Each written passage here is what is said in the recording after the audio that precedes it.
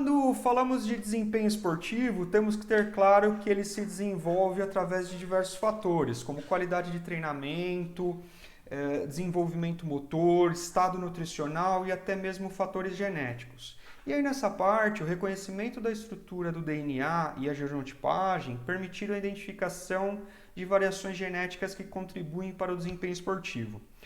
Essa identificação tornou possível graças ao sequenciamento do genoma humano, que identificou que as variações genéticas entre os seres humanos representam cerca de 0,1% de todo o genoma. A ciência, a partir disso, tem dedicado grandes esforços para compreender esse 0,1% do genoma humano. A maior parte da variação conhecida até hoje é constituída por trocas de um único par de base de nucleotídeo, que é denominado de polimorfismo de um único nucleotídeo. Esses polimorfismos genéticos fazem não somente com que nós, seres humanos, possamos ter a capacidade para ter maior desempenho esportivo, mas a ciência também tem mostrado relações importantes sobre o desenvolvimento de diversas doenças. Quando falamos de polimorfismos genéticos, utiliza-se o termo inserção-deleção, ou seja, a presença ou não de determinados genes. Para falar sobre genética e como a genética pode influenciar no desempenho esportivo, eu recebo como convidado o Dr. João Paulo Limonge, pesquisador da Escola de Educação Física e Esportes da USP, que tem como linha de pesquisa a análise de variantes genéticas em atletas de alto rendimento e sua relação com as respostas metabólicas, fisiológicas e de aptidão física. Eu tive o prazer de conhecer o João em 2012, no início do seu doutorado, quando ele desenvolveu o projeto de perfil poligênico de atletas brasileiros e que continua com esse projeto até hoje, apesar da conclusão do seu doutorado, e que tem orientação do professor Dr. Antônio Herbert Lancha Júnior. O João, dentre diversos trabalhos publicados, para iniciar nossa conversa, eu destaco um importante trabalho que o João tem, que é um capítulo de um livro que chama Introdução à Genética do Esporte e do Exercício. O livro, que tem como título Sports, Exercise and Nutrition Genomics, publicado pela editora Elsevier em 2019, tem uma relevância científica muito grande e para quem está assistindo entender essa relevância científica, esse trabalho, esse livro, ele tem como organizador o Dr. Debmalia Bart, revisor da revista Nature, uma das principais revistas científicas médicas, da área de ciências médicas, e também o Dr. Yildiz Ametov, professor de genética e epigenética, do Instituto de Pesquisa e Ciências do Esporte e do Exercício da Universidade John Moores, no Reino Unido. Então, dá para ter ideia aí do know-how, que o João tem a respeito de genética por ter essa publicação junto com esses importantes pesquisadores. João, o nosso material genético, através do nosso DNA, ele apresenta funções básicas, que é a função de genótipica, que é a sua relação de replicação, e a função fenótipica, que é a relação de expressão desses genes para a formação de diversas proteínas do nosso corpo. E que, a partir disso, vão desempenhar aí as mais diversas respostas. A partir disso, como o nosso DNA ele pode influenciar no nosso desempenho esportivo? Olá, Fábio. Olá a todos que estão ouvindo a gente aqui. Deu uma pequena picotada aqui para mim, então eu não sei se no final da sua fala. Bom, boa tarde, bom dia a todos. Espero que estejam todos bem, resistindo a esse período de pandemia que estamos passando. Queria agradecer ao Fábio o convite e a oportunidade de estar aqui falando sobre esse tema hoje, genética e esporte, um tema que eu já venho estudando há alguns anos. Como o Fábio falou, foi um tema que eu comecei no meu doutorado lá por volta de 2012. como o tempo passou rápido, parece que foi ontem, mas já se passaram 8 anos que tudo isso começou, que eu terminei meu doutorado, essa tese, em 2017, mas continuo investigando ainda essa temática até hoje. É uma temática que desperta muito interesse das pessoas e que tem crescido muito nos últimos anos. Apesar de ser um tema muito antigo, os conhecimentos estão começando a debrochar, estão começando a aflorar agora. Então a gente tem ainda muito a se estudar nesse tema, então as nossas pesquisas ainda continuam. Esse tema, quanto a genética pode influenciar o esporte? Os pesquisadores estão tentando descobrir essa pergunta já há algum tempo. O primeiro estudo científico dentro dessa temática foi durante os Jogos Olímpicos de 1968. Na época, os pesquisadores coletaram alguns materiais de sangue, principalmente, de atletas que estavam competindo nas Olimpíadas, e também fizeram avaliações antropométricas.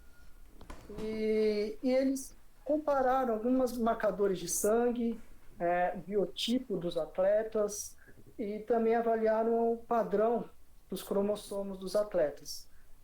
Enfim, era uma técnica que até o momento, em 1968, não se tinha uma tecnologia que nós temos disponíveis hoje. Então, essa era a tecnologia que eles tinham ali disponível para avaliar os atletas no momento, e a fim de entender se existia algum padrão entre os atletas e que se esse padrão poderia ser hereditário.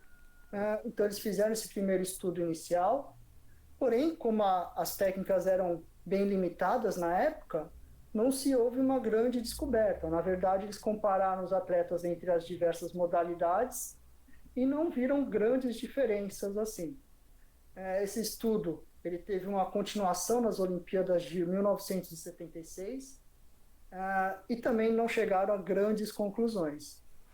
Depois disso, os pesquisadores começaram a estudar melhor núcleos familiares, estudos com gêmeos, tentando investigar ali quais características do nosso desempenho físico, dentre as diversas manifestações esportivas, o quanto aquilo poderia ser agregado em pessoas que têm uma proximidade familiar maior, tentando assim calcular o quanto cada característica esportiva poderia ser atribuído a características hereditárias, que nós chamamos de características genéticas, ou quanto isso poderia ser atribuído a fatores não genéticos. E não genéticos a gente entende tudo aquilo que vem do meio ambiente, tudo aquilo que não vem de dentro do organismo do indivíduo. Descobriu-se que a maioria das características fisiológicas importantes para a prática do esporte apresenta um componente genético ali bem relevante. 40% a 70% das variações que nós observamos nos componentes fisiológicos são atribuídos a cargas genéticas e outra parte ao ambiente, mas até então não se sabia quais pontos do nosso DNA poderiam influenciar o desempenho esportivo. Isso se teve principalmente a partir da conclusão do projeto Genoma Humano, como o Fábio já falou na introdução dessa entrevista, no qual aí cerca de 0,1% do nosso DNA pode diferenciar uma pessoa da outra. Esse valor pode ser um pouco mais, um pouco menos, dependendo do grau de familiaridade das pessoas. Esse é um valor estimado. Se pensarmos em 0,1%, vamos pensar que parece ser pouca coisa, mas 0,1% do nosso DNA são muito. Isso pode equivaler a quase ali 3 a 4 milhões de pares de base do nosso DNA, que pode ser diferente de um indivíduo para o outro. Então é uma gama grande de variações que a gente tem que investigar e tentar relacionar alguma delas com uma maior predisposição para o esporte. E para entender melhor como que essas variações genéticas, que são mutações, e que dependendo da frequência dela na população nós podemos chamar de polimorfismos, se essa mutação não tiver um caráter patológico muito forte, ele tende a prevalecer numa população, sendo mais frequente, e a isso nós chamamos então de polimorfismos. Então, para entender melhor como que um polimorfismo presente numa pessoa pode diferenciar de outra pessoa, eu queria apresentar um exemplo clássico do esporte. É o exemplo de um esquiador finlandês chamado Iiro Mantiranta. Ele já é falecido, ele competiu Olimpíadas entre 1960 e 1968. Ele fazia a prova de esqui cross country, que é uma prova de longa duração. Quando eu falo de longa duração no esqui, isso vale mais do que uma distância no mínimo de 10 mil metros. A prova mais longa é de 30 mil metros na época. E esse Iiro, ele nasceu na Finlândia, uma região fria, muito propícia à prática do esqui. E ele sempre esquiou desde criança. Acontece que, durante a época da guerra, ele saiu do país. Ele foi obrigado a sair da sua região, onde ele morava, ir para um outro local que era mais seguro para ele, para a família. E quando ele voltou para a região dele, com o fim da guerra, a região estava devastada. Então ele precisou trabalhar para poder sustentar, ajudar financeiramente a família. Ele começou alguns trabalhos que ele não gostou, mas ele percebeu que ele tinha um potencial para o esqui que ele sempre fez desde criança.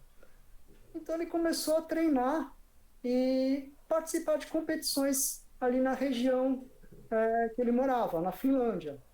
E logo ele começou a se destacar. Em questão de meses de competição, ele já estava sendo convocado para a seleção nacional. Com 19 anos, ele já estava então representando a Finlândia, e com 20 anos ele foi para a sua primeira Olimpíada de Inverno, que foi a Olimpíada de 1960. E ele tinha pouco tempo de treinamento comparado a grandes atletas que treinam anos para poder atingir um nível de uma competição olímpica. E nessa primeira Olimpíada ele já ganhou medalha de ouro. E daí então ele começou a ter um destaque nacional muito grande. Na Olimpíada de 64 ele ganhou 3 medalhas, sendo 2 de ouro. Em 68 também ele teve um grande sucesso com 2 medalhas de prata. Aí mostra que ele era um cara diferenciado, não só pelas suas conquistas, mas pelo seu desempenho. Nas provas ele costumava chegar a distâncias, a tempos muito à frente do segundo e terceiro colocado. Ele chegou a completar uma prova com cerca de 1, 2, 3, 4 minutos na frente do segundo colocado, enquanto do segundo para o terceiro a distância era segundos. Então ele sempre chamou muita atenção pelo seu alto desempenho e sua grande resposta ao treinamento.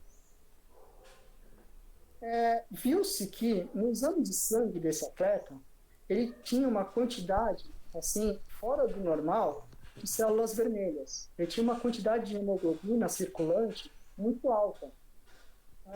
Esse tipo de hemoglobina, essa quantidade, essa concentração de hemoglobina é comumente vista em atletas que fazem uso de doping. Pode ser o doping sanguíneo ou, por exemplo, de eritropoetina, que é bastante comum, por exemplo, em provas de ciclismo. A gente ouve falar muito nesse tipo de doping há alguns anos atrás, que você é capaz de aumentar a célula sanguínea do seu corpo. Se você tiver mais célula sanguínea, você tem mais célula vermelha, você tem mais oxigênio sendo transportado para os músculos ativos, então você tem uma maior eficiência do metabolismo oxidativo. Você consegue manter e sustentar uma produção de energia do metabolismo aeróbio muito alta, muito, muito eficiente. Então, questionou-se se o Aero fazia uso de doping. Isso pode ter abalado um pouco ele. Sei que ele interrompeu a sua carreira de forma precoce, com 30 anos, ele poderia competir mais, tanto é que ele voltou a competir em 72, mas aí ele já não estava mais treinando, e muito se questionou se ele fazia uso de doping. Porém, na cidade dele, sabia que tanto o Eero quanto outros membros da família do Eero, eles possuíam valores de hemoglobina alto desde criança. Então começaram a se investigar se esse padrão de hemoglobina no Eero e seus familiares, eles tinham algum distúrbio hormonal, por exemplo, se tinha mais eritropoietina circulante, ou se era alguma outra característica, talvez genética. E lá tinha um centro de pesquisa genética muito bom, e avaliaram cerca de 100 familiares da família do Eero. E viram que em 30% dos membros familiares, eles tinham uma mutação. Essa mutação é apenas uma troca de base, como o Fábio falou no começo da entrevista, a maior parte do nosso genoma é composto por pontos polimórficos, onde um único nucleotídeo, ou seja, que é uma única base, que é a unidade ali funcional do nosso DNA, é substituída por outra base. E na hora, então, que eu estou transcrevendo esse DNA, vai ser transcrito num gene e depois traduzido numa proteína, se eu tenho uma alteração nesse DNA, ele pode ou não ter um efeito biológico, ou ele pode comprometer a tradução à proteína no qual aquele DNA está ali comprometido a traduzir. No caso do Eero, eles tinham uma mutação num gene, era o receptor da eritropoietina. Acontece que esse receptor, ele recebe o hormônio eritropoietina e, após a sua interação, ele sinaliza se vai produzir ou não células vermelhas. Como o Eero tinha uma mutação nesse gene, esse receptor ele era defeituoso e ele não reconhecia, ele não sinalizava para o corpo para parar de produzir célula vermelha. Então, o corpo continuava produzindo isso de forma normal. Ele tinha cerca de enquanto uma média populacional ali era de 17, 18 gramas por decilitro de sangue de célula vermelha, o Eero tinha 20, 24. Ou seja, era um valor ali 30% maior. Isso tinha um impacto muito grande no seu desempenho esportivo, naquela atividade que ele fazia, que era o esqui. E aí, então, apresentaram essa teoria para o Eero.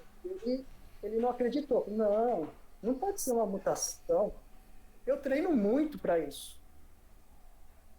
E é assim, justamente assim, que o nosso DNA pode influenciar o nosso desempenho esportivo. Nós temos algumas mutações que podem, seja ela num transportador, numa enzima, num receptor, que de repente de uma pessoa para outra, eu posso ter uma diferença na concentração, na atividade. E isso faz com que eu possa ter algumas respostas fisiológicas diferentes, e algumas delas favorecendo a prática desportiva. No caso do Eero, ele tinha maior quantidade de célula vermelha, favorecia a prática aeróbia. E isso, associado ao treinamento dele, que ele esquiava muito, isso então fez com que aquela predisposição que ele tinha se desenvolvesse. Então, ele era um cara diferenciado. E nesse caso, é uma mutação, um polimorfismo, com um impacto biológico muito forte. Acontece que isso é um caso raro, restrito a apenas alguns núcleos familiares. A maioria das nossas mutações, elas são muito comuns e têm efeito biológico pouco no organismo, afeta pouco o nosso organismo.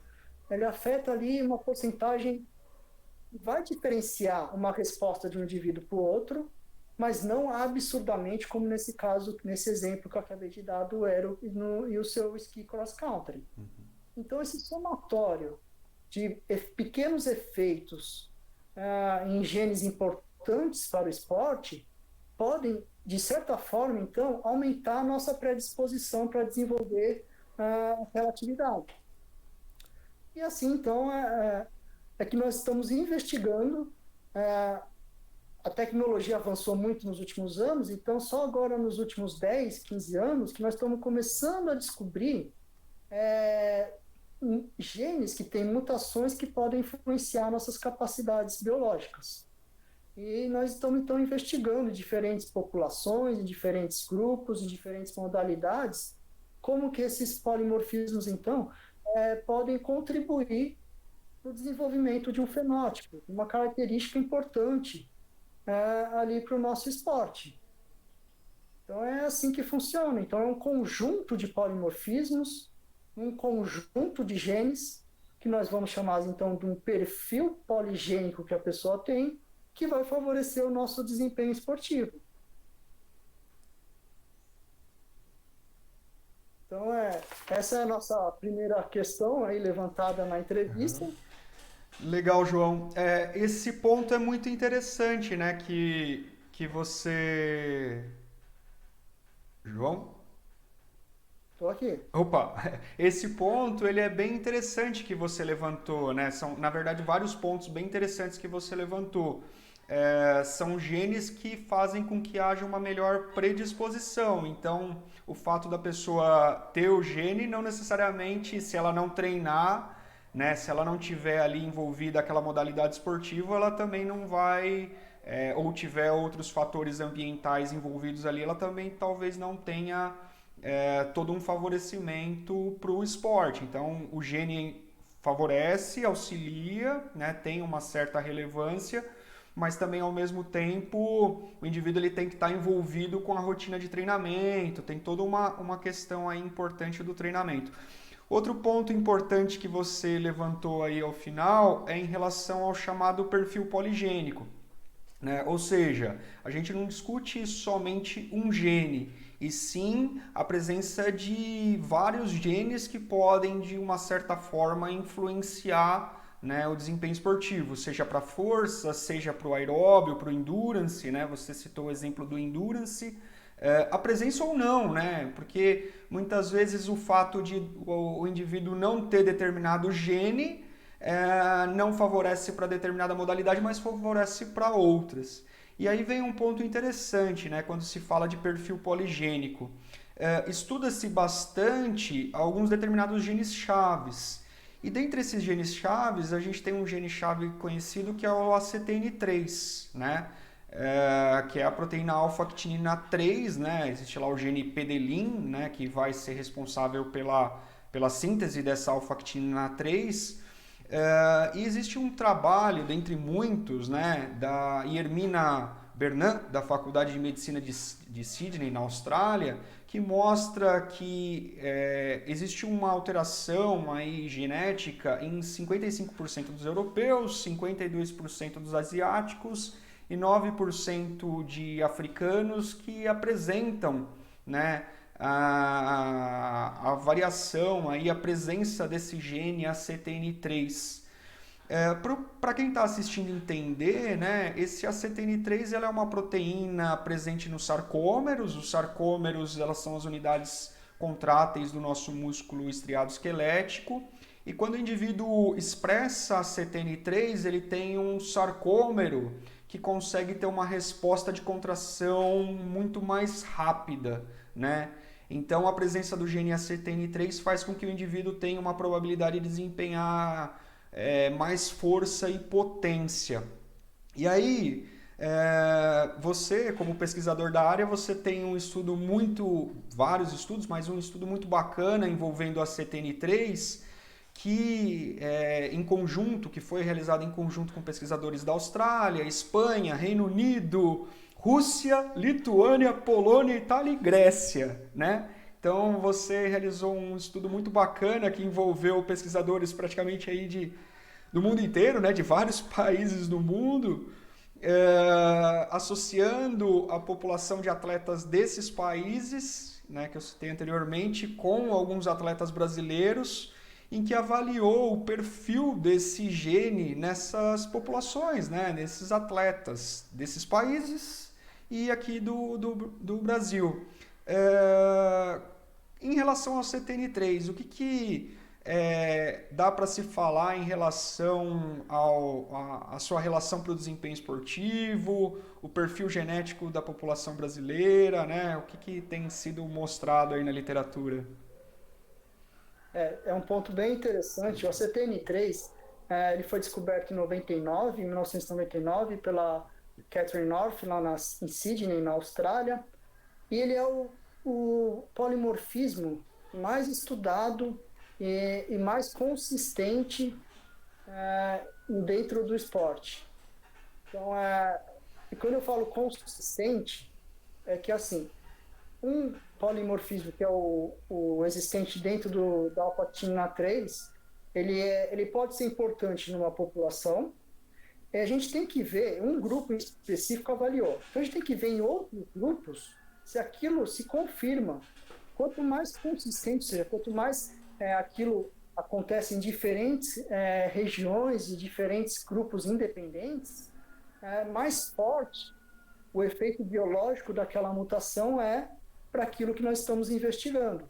Então, o ACTN3 ele é muito consistente, principalmente quando a gente olha para o lado da força e potência, como você mencionou, que ele é uma proteína existente aí no sarcômero, favorecendo, então, contrações musculares mais fortes, mais intensas.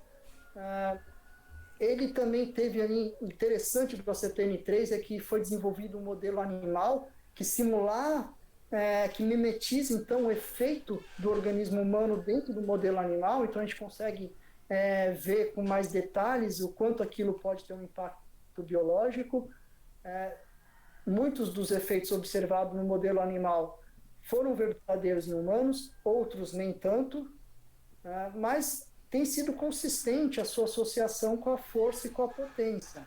O interessante da alfa-actinina 3 a alfa-actinina é uma proteína que ela tem diferentes isoformas, e os mais estudados são a isoforma 2 e a isoforma 3, quando a gente pensa em músculo esquelético. Por quê? A isoforma 3, que é a alfa-actinina 3, ela é presente exclusivamente em fibras de contração rápida. Já a isoforma 2, ela pode ser expressa tanto em fibra de contração rápida quanto em fibra de contração lenta. E esse polimorfismo que nós estamos falando, que é o R577X, ou seja, a posição onde ocorre a mutação no DNA, no aminoácido 577, ou seja, é uma cadeia de aminoácidos que formam a proteína, e no aminoácido 577, existe a substituição de uma arginina para uma sinalização de parar de produzir aquele gene. Ou seja, a proteína quando ela está sendo traduzida, ela é interrompida precocemente. Então, esse é um polimorfismo que a gente fala que é um códon de parada prematura, ou seja, é uma sinalização para interromper a tradução daquela proteína naquele ponto. Acontece que a proteína não parava ali. A proteína normal, ela continuaria incorporando aminoácidos até a sua estrutura normal.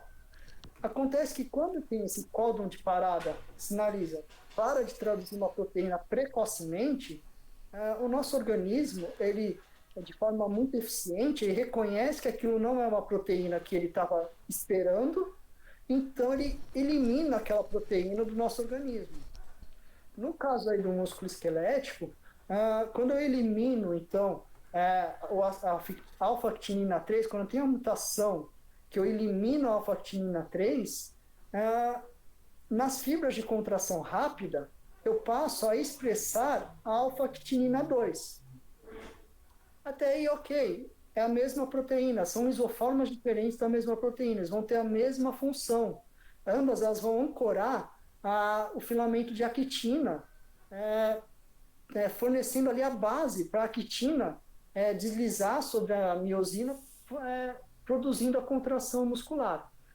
Acontece que existem proteínas que são ligadas ao ACTN2 que não são ligadas, são proteínas acessórias, que não são ligadas à alfa-actinina 3, ou seja, a alfa-actinina 3 interage com um grupo específico de proteína que é diferente da alfa-actinina 2. Isso faz com que ali o ambiente celular possa, de certa forma, quando a gente vê no modelo animal, isso favorece o metabolismo oxidativo. A fibra ela passa a ter uma maior concentração de enzimas oxidativas, ela passa a ter uma menor potência, mas uma maior resistência à fadiga. Ao contrário, quando eu tenho alfa-actinina 3, eu consigo contrair o músculo de forma mais rápida, eu consigo estimular o músculo de forma mais intensa, eu consigo talvez hipertrofiar o meu músculo de uma forma mais significativa, e isso então se eu penso em esporte de força e potência, é super interessante que eu tenha, então, expresso nos meus músculos, nas minhas fibras de contração rápida, a alfa-actinina 3, ao invés da alfa-actinina 2. Então, aí, nós temos o genótipo, esse polimorfismo então, nós temos, são 2 alelos que são herdados do pai e da mãe, cada um dos alelos, formando nossos genótipos. Então, são 3 genótipos com base no alelo. O genótipo RR, quando tem alfa-actinina 3, o genótipo heterozigoto, quando chamo de RX, e o genótipo XX, que é quando eu não tenho alfa-actinina 3, é uma mutação, eu vou ter então alfa-actinina 2. Esse genótipo RR, a partir da sua descoberta, e foi uma descoberta até que meio sem querer, a Catherine, que é a pesquisadora que descobriu essa proteína, ela estava estudando distrofia muscular em pacientes que sofriam de distrofia muscular e começou a olhar com mais atenção para essa proteína. E ela viu que aquela proteína, essa mutação, não era presente apenas, a princípio ela achou que seria uma exclusividade de quem tinha distrofia muscular, mas não, aquilo lá começou, ela viu que era frequente na população que não tinha nenhuma doença muscular, que não desenvolvia nenhuma patologia. Então ela falou, opa, peraí, então isso aqui é uma coisa que pode ter algum efeito, mas que não é patológico. E aí ela começou e tendo então esse background da influência dos tipos de fibra e tal, ela partiu então para investigar atletas. E aí investigando primeiro a seleção australiana, ela viu que exclusivamente atletas de força e potência tinham apenas o genótipo RR, ou seja, expressavam a alfa-actinina 3. Enquanto o genótipo XX era muito mais frequente em atletas de endurance. Ok, então a partir dessa pesquisa, foi 2003, essa primeira pesquisa com atletas, começou então a investigar em diferentes grupos independentes em diferentes países. E por isso ele é hoje o mais estudado, porque ele tem esse background biológico muitos polimorfismos, a gente não entende exatamente como funciona no organismo. Diferente da CTN3, que a gente consegue entender como que aquilo vai funcionar. Então ele começou a diferentes países investigar, alguns confirmando esses achados iniciais, outros ainda não identificando, isso é normal. Tá? Nesse estudo que você citou, que foi liderado pelo Ioannis, que a gente viu velocistas de diferentes países, chama atenção para esse aspecto de que é importante eu investigar em diferentes países. A gente sabe que diferentes populações têm um background genético, pode ser diferente. Apesar de existir aí hoje dificilmente uma população aí que não tenha miscigenação, hoje quase todas têm, e o Brasil é uma das países que tem mais miscigenação do mundo, então a gente tem que ver como é que esse polimorfismo se comporta em diferentes populações. Então esse estudo aí foi interessante, que viu que quem tem o genótipo RR, considerando todos esses gama de países, tem tempos pessoais, a gente analisou o tempo pessoal de atletas, todos eles atletas de seleção de cada país, e viu que eles tinham um tempo de um personal best, ou seja, assim, recorde pessoal, mais forte, eles tinham um tempo mais rápido em provas de 200 metros. Nesse estudo a gente explorou 100, 200 e 400. O 400 a gente não viu, e no 100 também não, mas a gente viu nos 200 metros ali, uma grande importância aí, significativa do genótipo RR. Só que não nos 100 metros, o que foi, a princípio, nós estranhamos esse resultado. E isso é interessante. A ciência, a gente vai se formando esses achados esperados, inesperados, e formando nossas teorias. Apesar da importância do RR para a prova de 200 metros, ele explicou apenas 0,9% da variação encontrada no tempo pessoal dos atletas. Ou seja, uma variação, ele está contribuindo, mas ele não é o único exclusivo fator contribuinte para que aquele indivíduo tenha um desempenho pessoal excelente. Ou seja, ele está contribuindo com cerca de 1% do resultado da prova é atribuído ao genótipo RR. Então a gente volta para aquela teoria que a gente estava falando no começo dessa questão, que é um perfil poligênico. A gente tem que estudar vários genes, mas o ACTN3 tem uma importância, apesar de ser 1%, isso é uma importância expressiva. Tem gene que não contribui nem com 0,5%. Então, isso também a gente também tem que chamar atenção, que foi 1% da variação explicada nesse estudo. Se a gente aumentar a amostra, se a gente, enfim, esses cálculos matemáticos são totalmente dependentes da amostra que a gente está analisando. Então, mostra a importância do ACTN3 para o desempenho de velocista. Mas ele não é uma regra, você não precisa, se não obrigatoriamente tem o RR, você vai ser um atleta de excelente, você vai ter um ótimo tempo. Sim. Voltando aqui para a nossa população brasileira, posteriormente a esse estudo, que foi publicado em 2016, teve um estudo nosso lá do laboratório de 2018, são dados aí brutos da minha tese, que a gente viu 22 polimorfismos, uma corte grande aí de atletas brasileiros de elite. Desses 22 genes, que já eram conhecidos em outras populações, a gente foi investigar exclusivamente na população brasileira, o ACTN3 foi o terceiro gene mais importante. Ali tinham 3 genes que se destacaram para força e potência, foram mais de 3, mas dentre os 3 mais importantes, o ACTN3 estava lá. E ele, na nossa corpo aqui brasileira, você possuir o RR, aumentou em 30% a chance de você ter sucesso em provas de força e potência. Aí não exclusivamente falando de sprint, a gente está falando aí de força e potência no geral. Ou seja, aumenta de forma bem... Desculpa, João, é porque aí acaba envolvendo outras modalidades, né? Você analisou aí no estudo também outros atletas que não só velocistas no atletismo, né? Isso, porque assim, como são genes que têm uma influência pequena, a gente precisa ter uma corte grande para você poder observar o fenômeno. Então, se eu avaliar, por exemplo, atleta, a gente não tem 200 atletas de elite disputando uma final, são um grupo pequeno.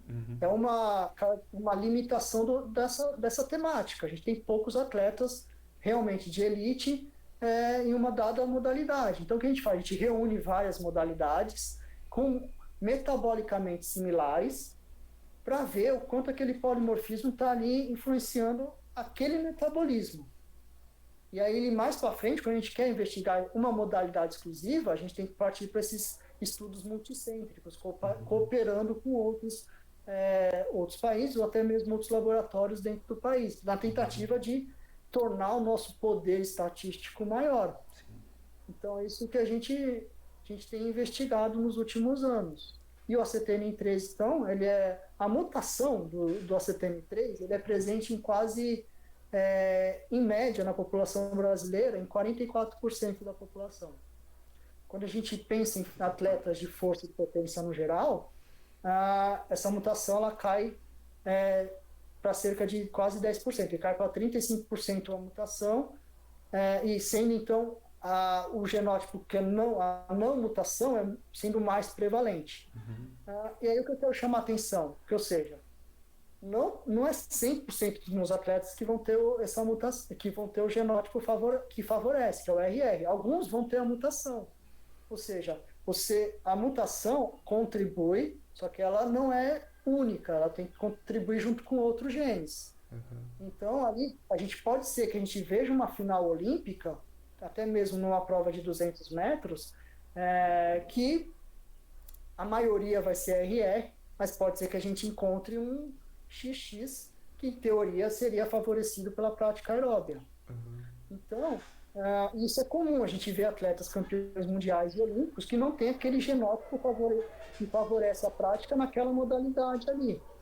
Isso por quê? Porque a gente pode ter um gene que não está presente, e de repente a gente tem outro gene que está compensando essa possível deficiência. Então, nesse balanço de genes favoráveis e genes desfavoráveis, aqueles que têm um somatório maior de polimorfismos favoráveis vão ter uma maior predisposição para aquela atividade. Então, é assim que funciona a genética dentro do esporte. A gente está tentando investigar, então, quais genes, então, podem formar um perfil que favorece uma atividade se é que existe, com certeza não vai existir um único perfil, mas quais perfis vão favorecer a atividade, seja ela de força e potência, seja de endurance, seja qualquer manifestação esportiva. E é isso. Sobre a Perfeito. CTN3. Perfeito, perfeito. Esse ponto no final ele é muito interessante, né? Porque você falou de perfis, né?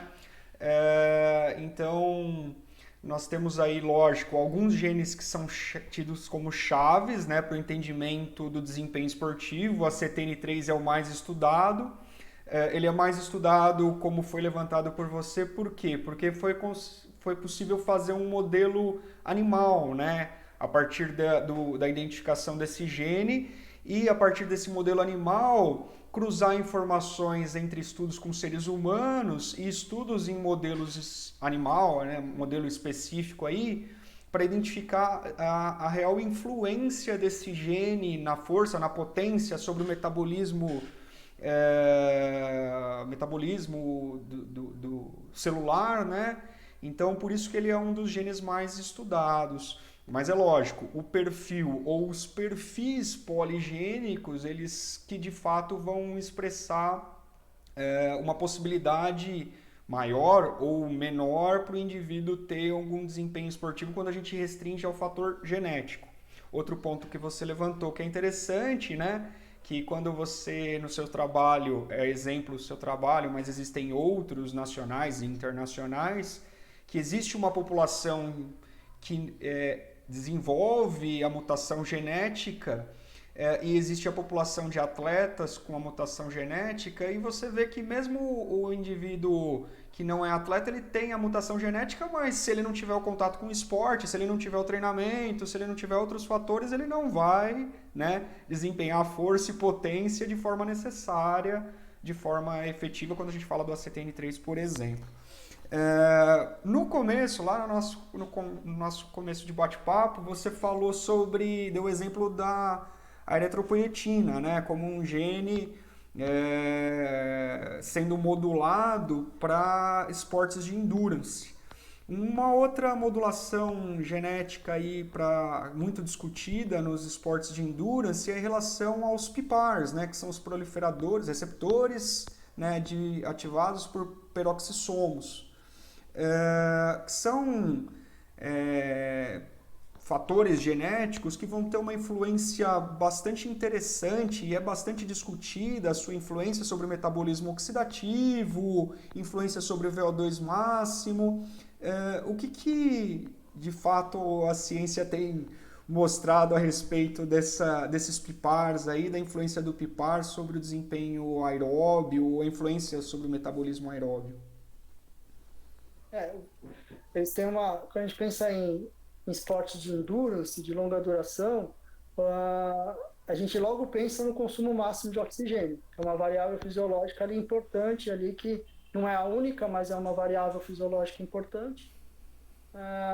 Estudos mostram que o consumo máximo de oxigênio tem um limiar individual, ou seja, eu tenho a minha capacidade individual, o meu potencial para atingir esse VO2 máximo, e eu preciso estimular. Como você bem falou, eu preciso de treino, eu preciso de uma nutrição adequada para que eu possa desenvolver o meu potencial, senão eu não vou conseguir desenvolver.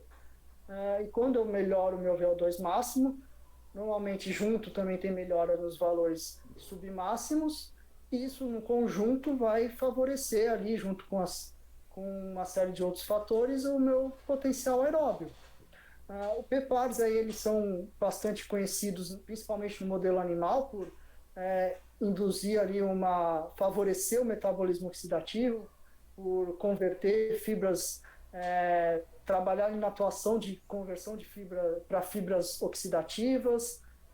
Então, eles são bem interessantes nesse aspecto aí que estamos abordando de desempenho aeróbio. Tem alguns trabalhos já desenvolvidos com o PPAR.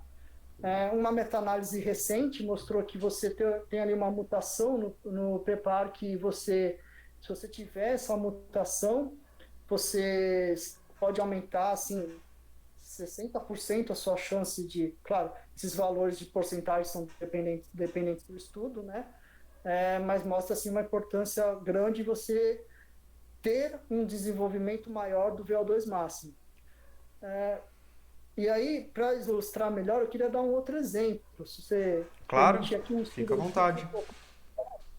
eu queria dar um exemplo de um estudo, aí fugir também um pouco de atleta e um pouco para o indivíduo destreinado, que passa por um período de treinamento. E aí chamar atenção para um estudo de 2011, que é um dos maiores pesquisadores de genética do mundo, que é o professor Claude Bouchard, canadense que mora nos Estados Unidos, e foi o grande pioneiro aí de estudo com genética e gêmeos, e ele estudou bastante também como que os polimorfismos se desenvolvem entre familiares e a sua resposta ao treinamento. E ele tem um estudo de 2011 que ele investigou o treinamento de indivíduos semelhantes, 20 semanas de treinamento de endurance e a treinabilidade do VO2 máximo.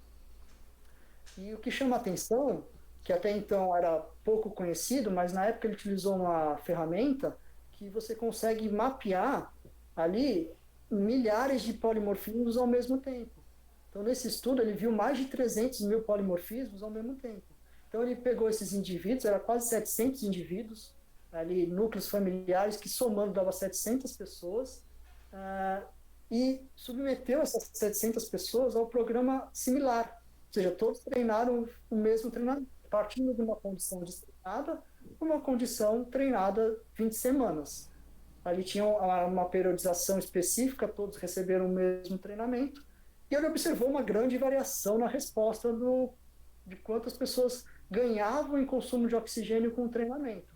Ou seja, alguns ganhavam muito, outros ganhavam pouco, e depois ele relacionou tudo isso com a presença ou não de polimorfismos, né?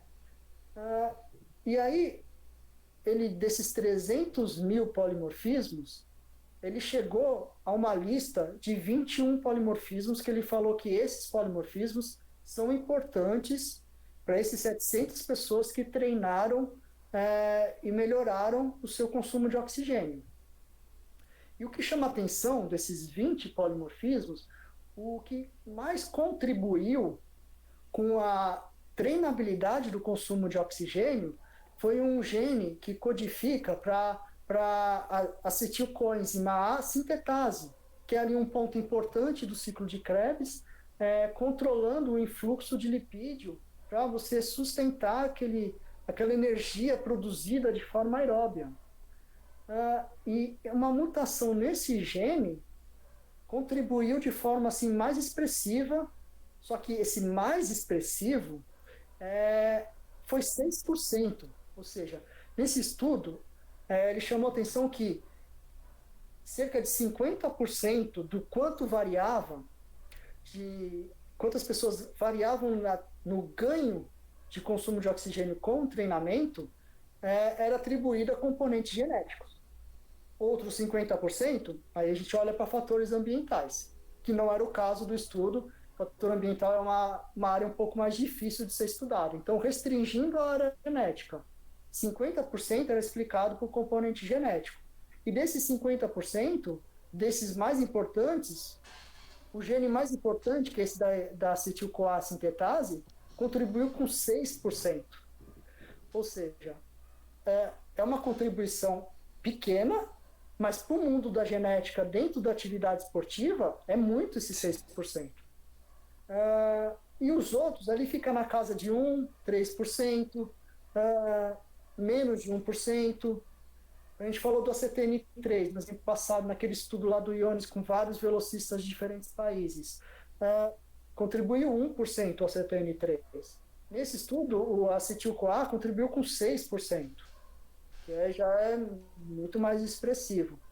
E quando a gente voltando aí para o PEPAR, no início dessa nossa questão, o PEPAR ele contribui ali, ele fica entre 1% a 3%. Então, ele é um gene importante, ele vai controlar ali o PEPAR, ele é um fator de transcrição, ele controla principalmente também, e por isso que eu estou chamando a atenção, porque o PEPAR ele vai controlar o metabolismo lipídico. E a acetil-CoA também, de certa forma, vai controlar o quanto de lipídio está contribuindo ali no ciclo de Krebs e na produção de energia aeróbia. Então, são genes assim, importantes, mas cada um com o seu grau de influência num determinado num determinado fenótipo. No nosso caso aqui, então, não foi do VO2 máximo.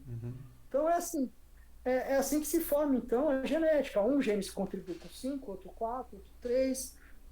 E a gente está tentando investigar qual contribui mais, qual contribui menos, como cada um contribui, para tentar formar, então, esse quebra-cabeça aí que é desempenho esportivo, que é um fenômeno multifatorial, porque existem vários fatores influenciando ambientais, e aí, então, com esse conceito de poligênico, que vários genes contribuindo. A gente vai ter o PPA, a gente vai ter o acetil-CoA, a gente vai ter o ACTN3, a mutação, a gente vai ter vários, e assim, às vezes pode não ter um e ter outro, e assim vai indo, para, de certa forma, então, contribuir com o VO2 máximo, com a produção de força e com as diversas características que envolvem as atividades esportivas. E isso tem interesse na nossa fala de hoje. Nós estamos focando aqui especificamente no esporte, na prática do esporte, mas isso tem interesse também para a saúde e qualidade de vida. Porque se as pessoas elas desenvolvem melhor uma aptidão aeróbia, elas têm que ser estimuladas de forma mais adequada. Isso é um panorama, até o momento fictício, mas no momento a gente, lá no futuro, a gente espera que isso possa, de certa forma, esses perfis genéticos possam orientar melhor a prescrição do exercício, mas isso ainda não é uma realidade, a gente está tentando entender como que tudo isso funciona,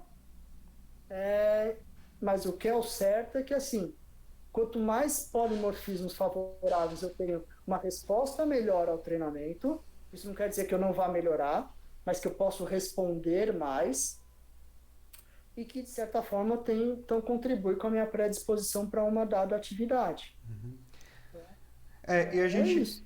E a gente tem discutido aqui, né, João, o como a genética ela pode ser relacionada ao desempenho esportivo, mas você citou o estudo do Gauchat também, né, que é bem interessante dentro de uma linha de estudos que vem por um outro lado da genética, que é a chamada epigenética, ou seja, como fatores ambientais, aí a gente pode colocar a mudança de hábito de um indivíduo que é sedentário, para facilitar, né? O indivíduo que é sedentário e passa a praticar atividade física, como essa mudança de hábito ela acaba influenciando os genes também.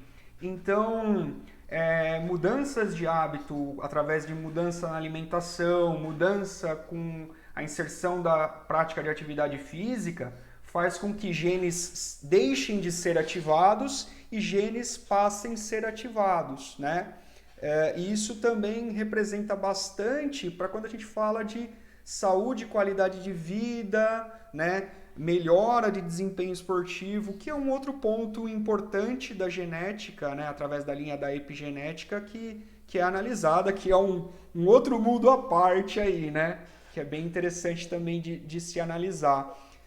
É um mundo à parte, mas de certa forma eles se relacionam, né? Sim. Quando a gente fala assim, por exemplo, estava discutindo lá se ter ou não ter o ACTN3 é importante, mas assim, às vezes eu posso ter uma mutação que reduz um pouco a expressão daquele gene, mas através de fatores epigenéticos, eu consigo fazer com que o nosso cromossomo seja mais exposto àquele gene, e mesmo eu tendo uma mutação que reduz a expressão daquele gene, eu posso estar, através do exercício físico, aumentando a expressão daquele gene.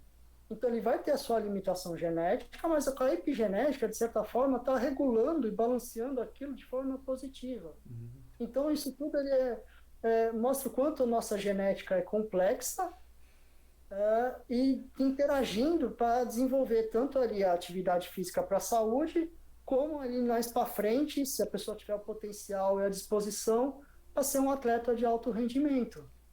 Né? Perfeito. Era isso que você estava falando, né? Perfeito, perfeito. E, bom, João, para a gente encerrar aqui, como de praxe, qual recado você gostaria de deixar a respeito da genética, dos estudos que você vem desenvolvendo, dos estudos que são realizados, seja em relação a algum dos temas que a gente conversou ou algo que não foi conversado, mas que seja importante ser falado também. O que eu gostaria assim de deixar de mensagem final, encerrando aí nossa conversa, é que assim, nós não temos hoje ainda um conhecimento científico suficiente com base na genética. Você falar assim, você tem esse gene aqui, você tem 10 anos e você vai treinar exclusivamente isso porque você tem esse potencial, porque você tem esse gene aqui. Não é assim que funciona. A gente está tentando investigar como as coisas, como esses genes, como a genética, a epigenética, como isso vai interagir no nosso organismo, nas mais diversas populações, nos mais diferentes backgrounds, nos mais diferentes estímulos, para, de certa forma, isso contribuir por um fenótipo final. Então, o que é importante é que todos façam atividade física desde criança e o mais variado tipo de atividade física. Aquelas pessoas que têm uma predisposição genética para uma determinada atividade, se elas forem estimuladas, naturalmente elas vão se sobressair. Como lá no caso do Ilman Tiranta, no começo da nossa entrevista, ele sempre esquiou. Se ele não esquiasse, ele não ia ver nunca o potencial dele. E conforme ele foi esquiando, as pessoas perceberam que ele tinha potencial. E ali foram estimulando.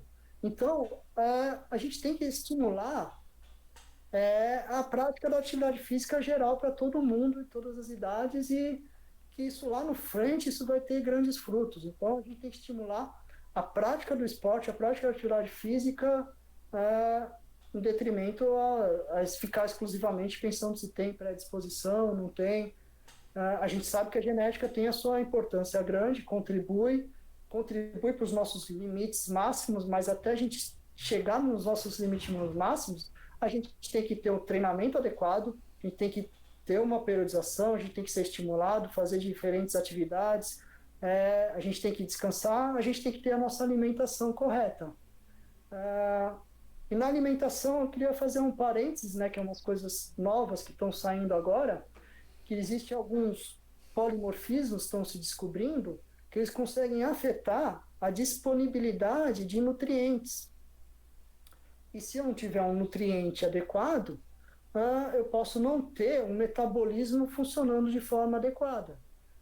E isso, de certa forma, eu consigo, talvez, com uma suplementação, com uma alimentação adequada, balancear esse possível menor predisposição para você ter aquele suplemento. Mas isso é tudo muito novo, a gente está realmente vendo se isso de fato é uma verdade, se a gente consegue talvez controlar algum nutriente através que a pessoa de repente não consegue, apesar da nutrição adequada, não consegue estimular adequadamente a produção daquele produto dentro do nosso organismo, se isso tem uma interação com o ambiente. Então a gente vai mexendo nesses aspectos entre a genética e o ambiente.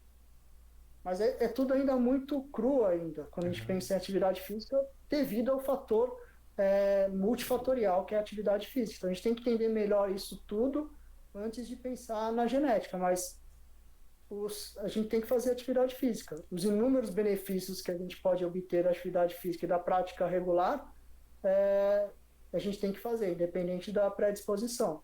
Perfeito. E também que não tem a predisposição que não vai responder. Então a gente tem que salientar essa parte. Perfeito, perfeito. João, muito obrigado pela sua disposição em estar discutindo e falando a respeito de genética, desempenho esportivo e todos os fatores aí envolvidos.